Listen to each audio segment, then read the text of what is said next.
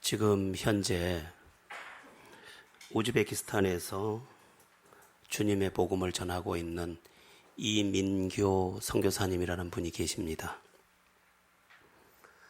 그분이 쓴 책 가운데 복음의 빚진 자라는 책이 있는데 그 책에 그분 자신의 간증이 담겨 있습니다. 예수를 믿게 된 사람들의 간증은 제각각 다릅니다. 특별히 불교나 또는 무속신앙의 그 상태에 있다가 예수를 믿는 경우를 보면 극적인 경우가 아주 많습니다. 이민교 선교사님도 그랬습니다. 이 이민교 선교사님은 원래 원불교의 독실한 신자였습니다. 일반 신자가 아니고 원불교 교무가 되기 위해서 훈련을 받고 있는 흔히 말하는 스님 수준의 그런 분이셨습니다. 그런 이 이민교 선교사님은 어떻게 이 원불교 교리를 전할까, 어디에 가서 전할까 고민을 하다가 한센병 환자들이 모여 사는 소록도에 가서 복음을 전하기로 불교를 전하기로 마음을 먹습니다. 그리고 소록도로 가서 한센병으로 인해서 눈썹이 다 빠지고 코도 없고 또 곪고 한 그들의 형상을 가지려고 스스로 눈썹도 밀고 그들의 침도 핥았습니다. 그렇게 7년이라는 세월을 소록도를 드나들면서 불교를 전했는데 불교의 교리는 아주 간단한 한 가지 원리에서 시작합니다. 인간이 왜 고통을 당하느냐? 그것은 전생의 업보 때문이다. 전생의 죄 때문이다. 이렇게 가르칩니다. 그러니까 지금 한센병이 걸린 사람들에게 뭐라고 설명을 했냐면 당신들이 이렇게 저주 같은 한센병에 걸린 이유는 전생에 죄를 많이 지었기 때문이다. 그래서 그 죄를 씻고 불교의 부처의 가르침을 받고 깨달음을 얻으면 벗어날 수 있다. 이렇게 전한 것입니다. 소록도는 복음이 일찍 들어간 곳입니다. 한센병 환자들이 들어간과 동시에 수많은 목회자들과 선교사들이 들어가서 그들에게 복음을 전했고 저도 가봤습니다마는 2,000명이 한 번에 예배할 수 있는 큰 교회도 있습니다. 복음이 일찍 들어간 그곳에서 불교를 전하다 보니까 이 사람이 어떤 때는 몰매를 맞기도 했습니다. 그래도 자기가 알고 있는 진리라고 여기는 원불교를 전하기 위해서 계속해서 원불교의 교리를 전했습니다. 그런데 그러는 중에 예수 믿는 사람들을 만났는데 예수 믿는 사람들이 환한 얼굴로 비록 한센병으로 인해서 코도 떨어져 나가고 손도 다 온전치 않지만 미소를 지으며 다가오면서 이렇게 말했습니다. 원불교 선생님 참 불쌍하십니다. 이 말에 이민교는 너무도 충격을 받았습니다. 아니, 나는 당신들이 이 세상에서 제일 불쌍하다고 여겨서 당신들에게 진리를 가르치러 왔는데 나를 불쌍하다고요? 건강한 내가 불쌍하다고요? 당신들의 그 병든 당신들의 몸이 불쌍하지 않습니까? 그랬더니 그 한센병 크리스찬들이 이렇게 이야기를 하는 겁니다. 우리의 질병은 잠깐이지만 영원한 생명을 얻지 않았습니까? 예수 안에서 죄사함 받고 구원을 받지 않았습니까? 그러나 당신은 잘못된 교리와 잘못된 가르침을 받아서 이렇게 열심히 살고 건강하지만 당신은 지옥에 갈 것이 아닙니까? 당신은 참 가련합니다. 당신이 예수를 믿었으면 얼마나 좋았을까요? 이렇게 말을 하는 겁니다. 적지 않게 충격을 받았습니다. 그러는 중에 그 소록도에서 이제 초상이 난 겁니다. 예수님을 잘 믿다가 돌아가신 한센병 환자 그 한우에 초상이 난 겁니다. 초상이 나서 그 장례식을 가봤습니다. 장례식을 갔는데 이게 웬일입니까? 통곡할 줄 알았던 그들이 전부 찬송을 부르는 것입니다. 날빛보다 더 밝은 천국. 노래를 부르는데 모두가 슬픔에 잠자는 게 아니라 이제 무거운 슬픔에 잠긴 게 아니라 이제 무거운 짐을 벗었다는 안도에서 모두가 그를 부러워하는 그런 모습의 찬송들이었습니다. 이민교는 너무도 큰 충격을 받았습니다. 도대체 뭘까? 저들 안에 무엇이 있어서 저들은 죽음조차도 찬송할까?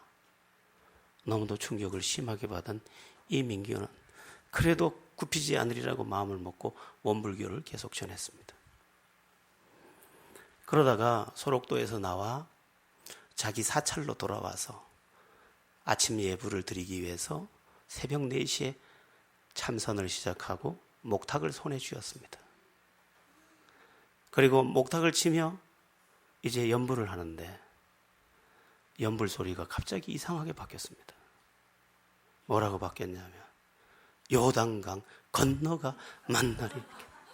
자기도 모르게 목탁이 그 박자에 맞춰서 쳐지면서 자기가 그 무덤가에서 크리스찬들이 부르던 노래를 따라서 노래를 부르고 있는 겁니다. 아니, 내가 중인데 왜 이 짓을 하지? 그랬는데 갑자기 입술에서 이상한 말이 거부할 수 없이 강력하게 임했습니다. 나중에 알고 보니 그 시간에 방언이 임한 것입니다. 자기가 생각지도 않았는데 찬송이 터지더니 찬송과 더불어서 방언이 터지고 방언이 터져서 자기를 주체할 수가 없었습니다. 자기는 이게 뭔지도 모르고 폭풍 같은 한두 시간을 하나님의 영에 사로잡히게 됩니다. 나중에 알게 됩니다.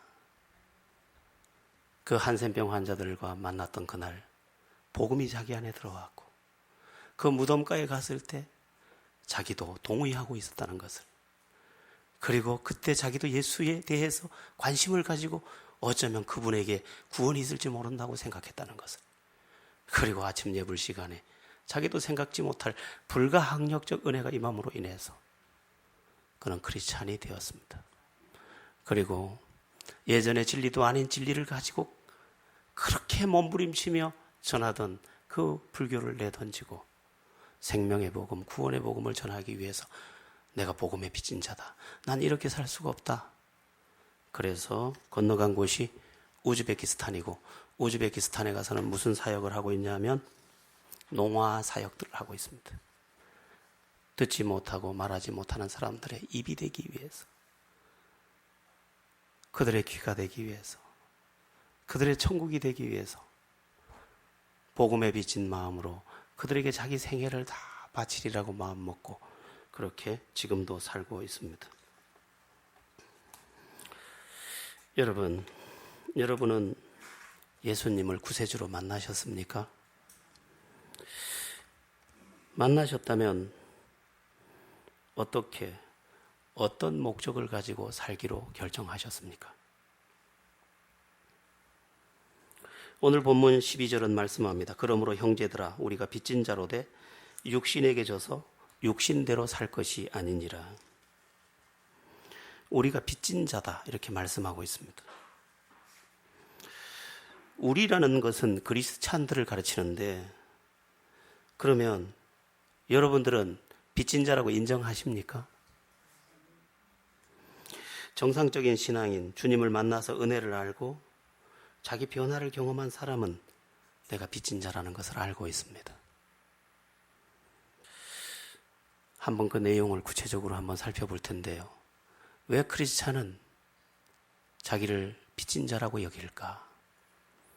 기본적으로는 주님을 만난 날 내 안에 임한 성령이 그것을 깨닫게 해주셨기 때문입니다. 성령이 가르쳐 줍니다. 너는 잘 먹고 잘 사는 것에 목적을 두면 안 된다고. 너는 빚을 졌다고. 십자가에서 피 흘린 예수의 그 은혜로 인하여 구원을 받았으므로 너는 빚진 자라고. 그래서 너는 그냥 배부르게 살거나 그냥 자유롭게 살거나 평안하게 사는 것이 다라고 여기면 안 된다고 성령께서 가르쳐 줍니다. 크리스찬은 좀처럼 죄를 짓지 않습니다. 그러나 죄를 짓지 않는 것만으로 위로받지 못합니다. 내가 주님을 위해서 살지 못한 것에 대한 자책이 더 큽니다. 내 안에 오신 성령이 나에게 그렇게 말해 줍니다. 그리고 나를 주장해 줍니다.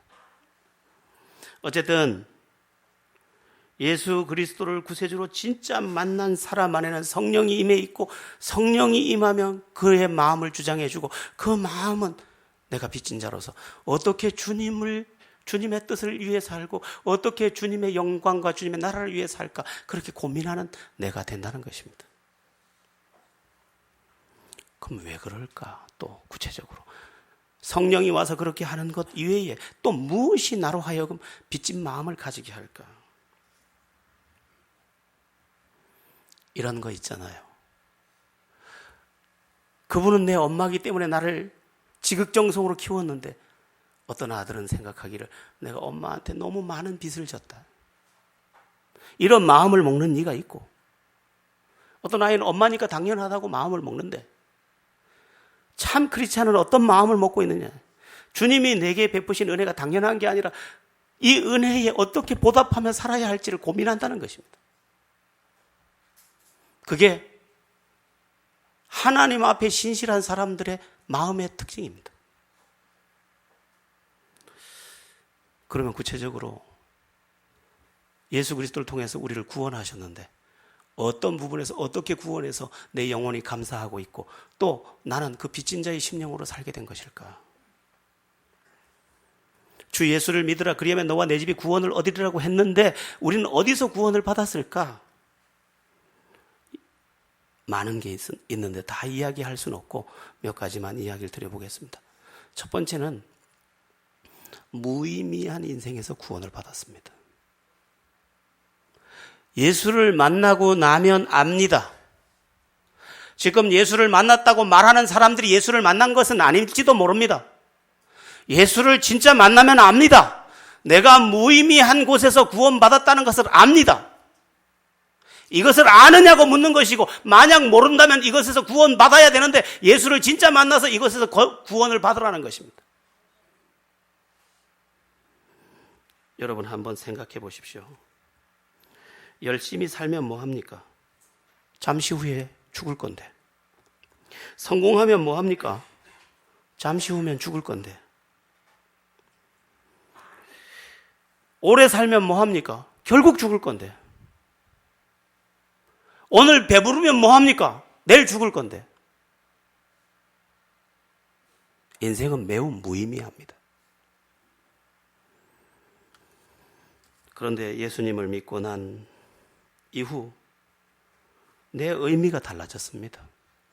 그 의미가 무엇이라고 정의하지 못할지라도 내 영혼이 압니다. 내 존재의 의미와 가치가 하나님 안에 있다는 것을 내가 압니다. 존재의 발견이라고 할까요? 오늘 아침에 글을 하나 썼습니다. 담쟁이라는 글인데 갑자기 담쟁이가 떠올랐습니다. 이런 생각이 떠올랐습니다. 담쟁이는 배우지 않아도 태어나는 순간부터 담을 타고 오른다. 인간은 배우지 않아도 태어남과 동시에 하나님을 찾는다. 그러나 발견하지 못했던 그 하나님을 내가 발견하였으니 나는 오늘도 하나님을 타고 오를 뿐이다. 이제 만났으니 그분을 의지하고 그분 안에서 내 인생의 의미와 가치를 찾아서 발견하고 그것을 누리는 자가 됐다, 이 말입니다. 나는 예전에 어른들이 이렇게 묻길래 어른들은 아는 줄 알았습니다. 어른들이 저를 보고 이렇게 묻더라고요. 왜 사냐? 그래서 나는 어른들은 아는 줄 알았어요. 어른 여러분 물어보겠습니다. 여러분 왜 사십니까?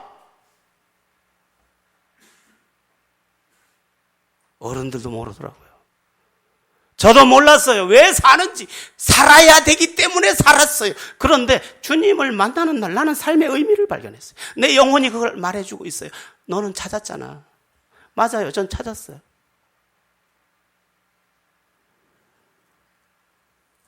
철학자도 찾지 못한 길, 수많은 종교인들도 찾지 못한 길, 도덕의 길에서도 찾지 못했던 길을 나는 찾았기 때문에 나는 오늘도 감사의 노래를 부를 수밖에 없고, 이것을 허락한 그분께 빚진 심령으로 살 수밖에 없고, 그분이 원하는 것에 내가 쪼르르 쫓아갈 수밖에 없습니다.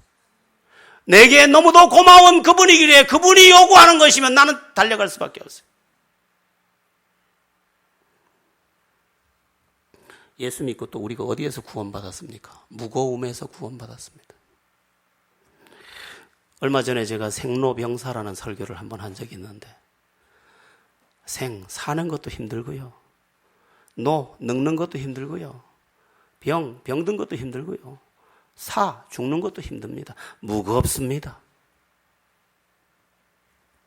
어떤 사람이 다리가 너무 아파서 이런 생각을 다 해봤답니다. 이 다리를 잘랐으면 좋겠다. 그러나 자를 수 없죠. 어떻게 자르겠어요? 마찬가지, 우리 인생이 이토록 무거워서 이 인생이 좀 빨리 끝났으면 좋겠는데 그래도 끝낼 수 없어요. 그냥 무겁게 가야 합니다. 그런데 언제 가벼워졌느냐? 주님을 진짜 만난 날. 여러분, 저는 여러분에게 이 시간 도전을 드립니다. 여러분, 그냥 교회 다니는 거 말고 진짜 예수 만나세요. 진짜 예수를 만나세요. 제가 계속해서 말하는 이 이야기가 바로 그거잖아요. 종교인으로 안 됩니다. 얼마나 많은 종교인들이 있는지 몰라요.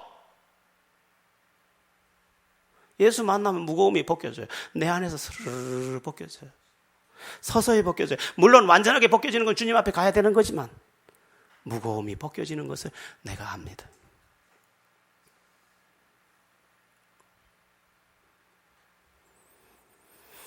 나풀나풀 종이처럼 나는 나비가 만약 자기 날개가 무겁다고 느끼면 나비가 얼마나 비참할까요?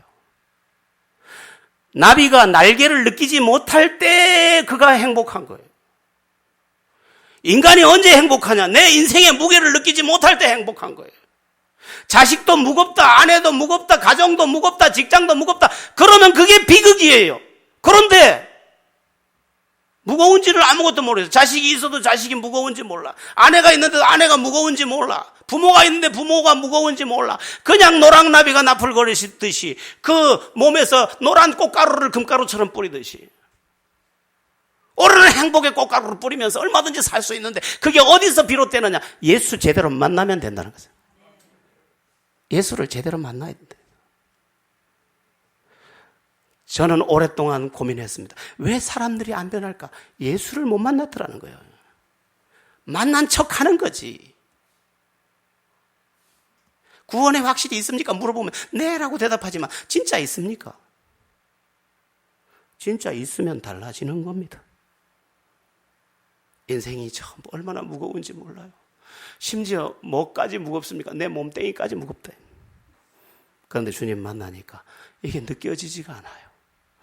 여러분, 제가 오늘 머리가 좀 어지럽고 무겁다고 했는데 상태가 안 좋은 겁니다. 언제가 건강한 상태냐? 머리가 내 위에 매달려 있는 걸 못 느껴야지 정상이에요. 내 인생의 짐이라고 내 가족들이 느껴지지 않고 이 일이 짐이라고 느껴지지 않고 그때 나는 가벼운 나비가 되는 거예요.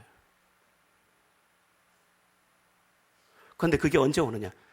주님이 나에게 실제로 임했을 때라는 것입니다.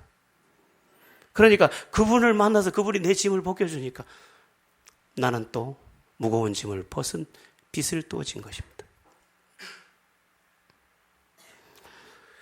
또 우리는 어디에서 구원받습니까? 불행에서 구원받습니다. 여러분도 한번 집에 가서 한번 적어보세요. 당신이 행복했던 순간이 언제입니까? 라고 물어보면 시시한 이야기 몇 줄 써놓고 끝입니다. 그만큼 우리는 행복이라고 적을 수 있는 삶의 기억을 갖고 있지 않습니다. 다르게 말하면 우리의 인생은 그저 그랬거나 불행했다는 이야기입니다. 그런데 예수를 만난 날, 예수를 진짜 만난 날부터 내가 행복하다고 느끼더라는 것입니다. 누가 그것을 말해줍니까? 내 안에 임한 주님의 영이 나에게 말해주는 겁니다. 내가 행복하다고. 우리가 부르는 찬송 중에 그런 찬송이 있죠. 나는 행복해요. 죄사함 받았으니. 죄사함 받았다고 행복한 게 아니에요, 사실은. 행복이 내 안에 와서 나를 주장해야 행복한 거예요. 여자들은 남편을 쥐 잡지만 남편 때문에 불행한 것도 아니에요. 내게 행복이 없어서 행복의 샘이 말랐기 때문에 아무런 조건이 와서 나를 자극해도 그때뿐이고 행복은 안 흐르는 거예요. 그런데 불행이 가고 행복이 들어오더라는 것입니다.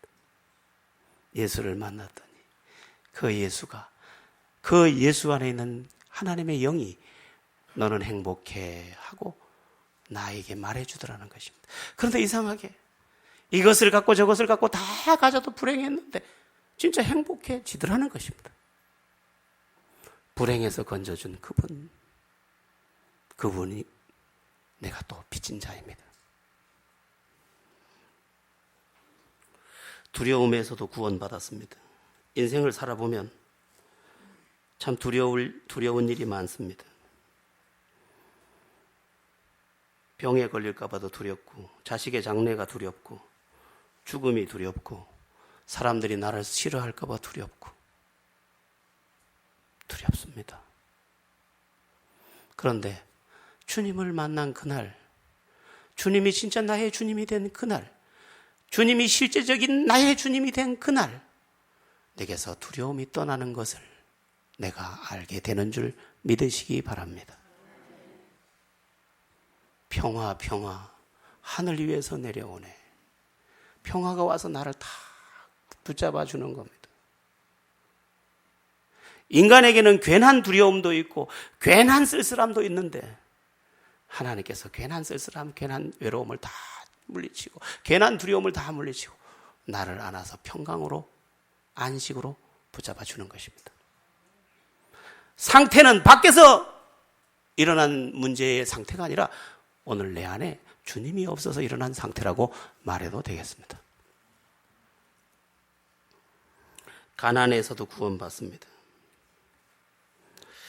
하나님은 우리의 형편에 대해서도 은혜를 베푸십니다. 물론 먹고 버릴 만큼 주시지는 않지만 먹고 살 수 있도록 주십니다. 쓸 수 있도록 주십니다. 그리고 헌신할 수 있도록 주십니다. 우리가 잘못 믿고 잘못 살아서 그렇지 반듯한 믿음으로 살기만 하면 이스라엘이 광야를 지날 때 오늘 만나를 가져다 먹고 다음날 아침에 가보면 거기에 또 그날의 양식이 쏟아져 있었던 것처럼 하나님은 준비된 양식으로 우리의 모든 필요를 채우시는 줄 믿으시기 바랍니다. 그래서 성실하게 믿는 사람들은 성실하신 하나님을 만나고 성실하신 하나님 안에서 가난을 벗어나게 되고 꾸어줄진정 꾸이지 아니하는 우리가 되는 줄 믿으시기 바랍니다. 그러니까 가난에서도 구원받았으니 빚진 자입니다. 외로움에서도 구원을 받습니다. 인생의 한 드라마 제목을 정한다면 외로움입니다. 그런데 그러니까 누구나 저마다의 외로움을 갖고 있습니다. 그래서 친구를 좋아하지도 않는 친구라도 이리 연결하고 저리 연결해서 거기에 기대고 사는 게 인간입니다. 그런데 주님을 만나고 나면 고독이 나를 삼키는 게 아니라 고독이 도리어 나의 영성이 되기도 합니다. 고독은 나의 영혼을 비춰주는 좋은 거울이 됩니다. 내가 왜 이렇게 됐는지, 왜 고독했는지, 아, 내 성격이 문제였구나. 내가 하나님의 사람답지 않았구나. 오늘 내 인생의 이유를 발견하게 되는 것입니다. 여러분, 그래서 고독은 영성으로 가는 첩경입니다. 사막의 교부들이라는 이야기가 있습니다. 왜 그들은 사막으로 갔을까? 그 외로운 곳에서 자기 실체를 볼 수 있었기 때문에. 외로우시다고요? 예수 안에서 다시 보면 그 외로움이 나를 살릴 유일한 방편이 될 때도 있습니다. 거기서 주님을 직면할 수 있기 때문입니다. 외로움의 극치의 자리에서 주님을 만나고 고독을 같이 겸하여 만날 때 내 인생은 승화되는 하나님의 사람으로 나를 만들어내는 것입니다. 그러니까 외로움에서도 구원받습니다. 심지어 외로움을 좋아하게 됩니다. 왜? 그 시간에 주님을 은밀하게 따로 만날 수 있기 때문입니다. 여러분, 애인과 함께 가는데 친구가 따라오면 좋겠습니까? 애인만 있으면 충분합니다. 때로는 주님만 만나고 싶을 때가 있는데 하나님은 그렇게까지 허락하셔서 우리를 고독의 제물로 만들지 아니하시고 우리를 넉넉한 그리고 배부른 영혼으로 만드신 줄 믿으시기 바랍니다. 열등감에서도 구원받습니다. 참 저마다 자기에 대한 자신감이 너무 없습니다. 사람들이 왜 저렇게 사람들 말 한마디를 가지고 트집을 잡고 또 자기를 무시했다고 그렇게 화를 내느냐? 열등감 때문입니다. 문제도 아닌데 문제라고 하는 것은 다 열등감이에요. 기가 막힌 핑계를 갖다 붙여도 열등감이에요. 그런데 주님이 내게 들어오는 순간 나에게서 열등감이 떠나가기 시작합니다. 그러니까 당신들의 문제는 뭐냐라고 질문을 붙인다면 내가 주님을 못 만나서 옛사람을 못 벗어난 문제라 이렇게 말해야 한다는 것입니다.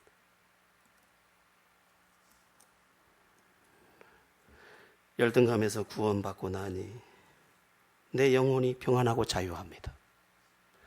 또 빚진 자입니다. 또 예수는 우리를 악한 성품에서도 건져냅니다.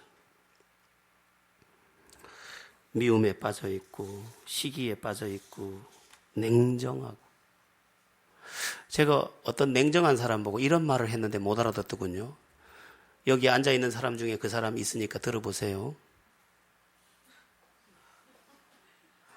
못 알아듣더라고요.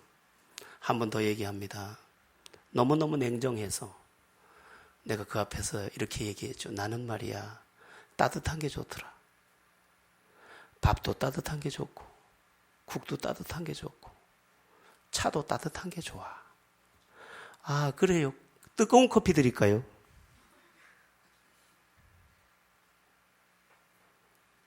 깨닫지를 못해.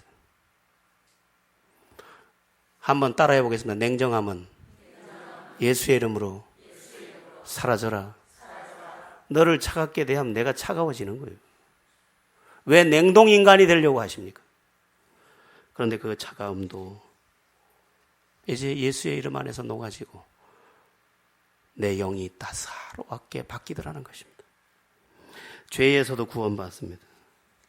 나를 위하는 것처럼 착각하는 가운데 짓게 되는 죄, 이 죄를 벗어날 수 있게 됩니다. 예수가 나를 모든 결박에서 벗겨주는데 죄의 결박에서도 벗겨주는 것입니다. 심판과 지옥에서도 구원받습니다. 한 번 죽는 것은 사람에게 정하신 것이 그 후에는 심판이 있으리라. 지옥과 심판에서도 우리를 구원해 줍니다. 그러므로 나는 빚진 자입니다. 진정한 승리도 얻게 됩니다. 여러분, 진정한 승리라고 제가 말씀드렸는데 믿음 안에서의 승리는 세상의 승리와 아주 다릅니다. 세 가지 면에서 다른데 첫째는 예수 안에서의 승리는 누구를 이기고 승리한 승리가 아니라 그냥 승리한 승리입니다. 축구 경기를 예로 들면 내가 이기면 저쪽은 진 겁니다. 너를 울리고 내가 웃은 거예요. 세상의 원리는 다 똑같아요.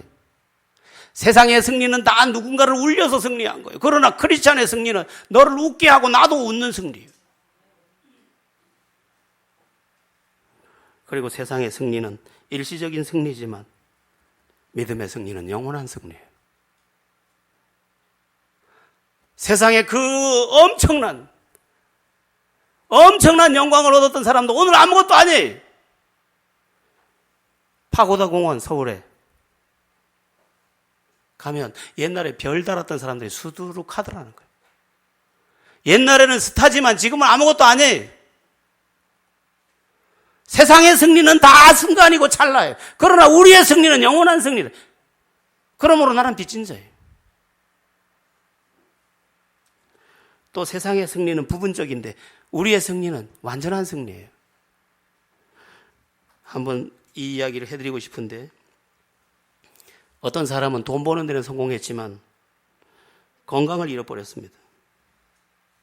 그러니까 돈 버는 데는 승리했지만 건강에는 패배한 것입니다. 어떤 사람은 출세하는 데는 성공했지만 사랑을 잃어버렸습니다. 어떤 사람은 명예도 얻었고 지위도 얻었는데 행복은 얻지 못했습니다. 부분적이에요. 그러나 그리스도인의 행복은 완전한 행복이에요. 우리는 시시한 존재들이 아니에요. 돈의 높이를 쌓으면 우리가 조금 그들보다 시시할지 몰라요. 학력의 높이를 쌓으면 그들보다 시시할지 몰라요. 그러나 삶의 전반에 걸쳐서 지금부터 영혼까지를 계산하면 우리는 결코 시시하지 않아요. 비교할 수 없는 승리가 우리의 것이에요. 이 모든 것을 우리가 갖고 있어요. 어떻게 이 시간에 다 설명하겠어요? 찬송은 그래서 이렇게 말해요. 하늘을 두루마리 삼고 바다를 먹물로 삼아도 이 그리스도의 사랑을 다 말할 수 없다고. 제가 부분적으로 9개, 10개 이야기했지만 이 이야기는 그냥 우리가 상투적으로 하는 아주 일상적인 이야기에 불과해요. 내 폐부 깊숙이 들어온 그분의 은혜를 어떻게 다 말해요? 내 미래를 밝혀준 그분의 사랑을 어떻게 다 말해요? 엄청난 그의 은혜가 내 인생의 전 존재를 바꿨는데 그걸 어떻게 다 말해요?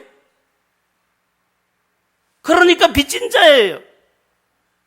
이건 돈을 주고 산 게 아니에요. 그분을 그냥 받아들여서 선물로 오신 그분을 받아들이고 선물로 오신 그분을 인정하고 선물로 오신 그분을 믿어드리고 그분을 영접한 것뿐인데 내 인생은 이렇게 바뀌었으니 나는 빚진 자예요.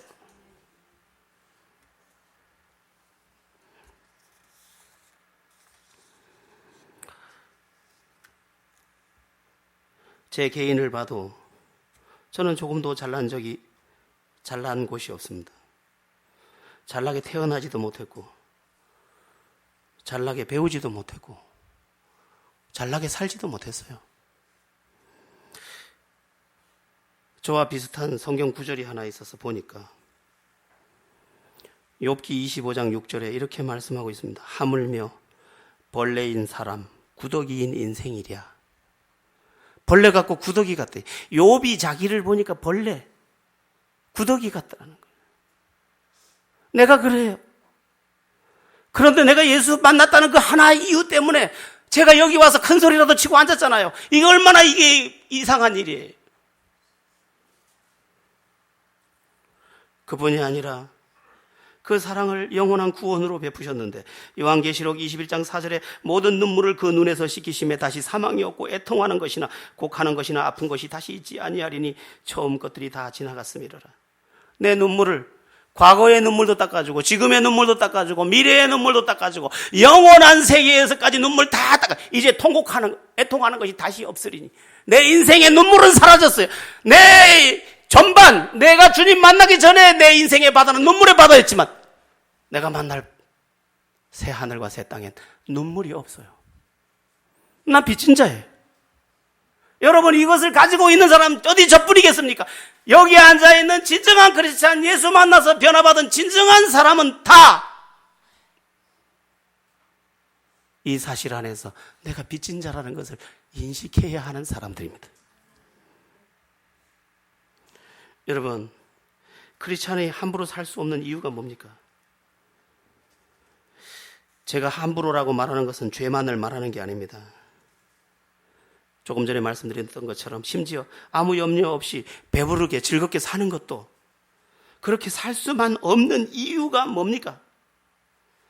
심판받을까 봐 겁나서 아니에요. 놀 줄 몰라서도 아니에요. 그렇게 살 수 없는 이유는 내가 받은 은혜가 너무 크기 때문이에요. 고린도후서 5장 14절에서 15절을 보면 바울이 이런 말을 합니다. 그리스도의 사랑이 우리를 강권하시는도다. 우리가 생각건대 한 사람이 모든 사람을 대신하여 죽었은즉 모든 사람이 죽은 것이라. 저가 모든 사람을 대신하여 죽으심은 산 자들로 하여금 다시는 저희 자신을 위하여 살지 않고 오직 저희를 대신하여 죽었다가 다시 사신 자를 위하여 살게 하려 하심이라. 비밀을 맡은 자가 누구냐? 사명자가 누구냐? 나는 이렇게 살 수 없다는 것을 발견한 사람이에요. 뭐 돈 벌어서 잘 먹고 잘 산다고요? 그걸 축복이라고요? 예, 복이겠죠. 그러나 그것을 엔조이하고 즐기려고만 하면 난 진짜로 은혜를 아는 사람은 아니에요. 바울의 고린도후서 5장의 고백 중에 매우 중요한 것 있습니다. 그게 뭐냐면 바울은 어떤 사람입니까? 복음을 전하기 위해 목숨을 걸고 헌신했던 사람입니다. 그런데 그는 말해요. 나는 사명 때문에 이거 하는 게 아니다. 여러분, 복음 전하는 건 사명이에요. 그러나 사명 때문에 한다고 말하지 않았어요. 또 바울은 이렇게 말하지 않았어요. 전도하면 하나님이 축복하기 때문에 나 이 일을 한다. 그렇게 말하지 않았어요. 오늘날과 얼마나 다릅니까? 오늘날 우리는 뭐라고 말해요? 전도는 사명이기 때문에 해야 됩니다. 이렇게 가르치고 있고, 또 전도하면 복을 주십니다. 그래서 그렇게 가르치고 있고. 그러나 바울은 그렇게 말하지 않아요. 그럼 바울은 뭐라고 말하고 있느냐? 그리스도의 사랑이 나를 강권하시는도다. 내가 받은 그 사랑이 나를 가만히 있지 못하게 만든다. 이렇게 말했습니다.